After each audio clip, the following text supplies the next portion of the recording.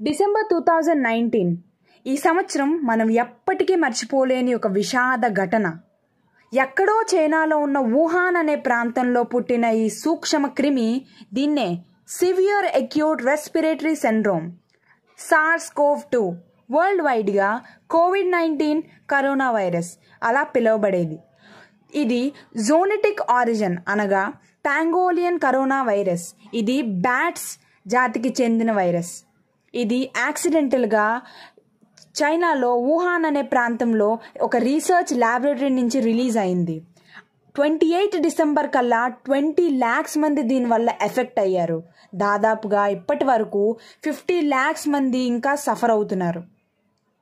అప్పటికి 18.2 to 33.5 million మంది ఇప్పటి వరకు చనిపోవడం జరిగింది. 24th జూన్కి చైనా ఒక వ్యాక్సిన్ రిలీజ్ చేసింది. అదే క్యాన్సినో వ్యాక్సిన్. అది రిస్క్గా ఉండే ఆర్మీ పర్సన్స్కి ఇవ్వబడుతుంది. తర్వాత లేట్ 11 ఆగస్ట్ 2020కి స్పుట్నిక్ వి అనేది ఒక వ్యాక్సిన్ రష్యా రిలీజ్ చేసింది. కానీ దానివల్ల అంతగా ఎఫెక్ట్ లేకపోవడం వల్ల తర్వాత లేట్ 2021 మార్చ్ టు ఏప్రిల్ మధ్యలో మన ఇండియా ఒక 2 వ్యాక్సిన్లు విడుదల చేయబడింది. అవే కోవాక్సిన్, కోవిషీల్డ్.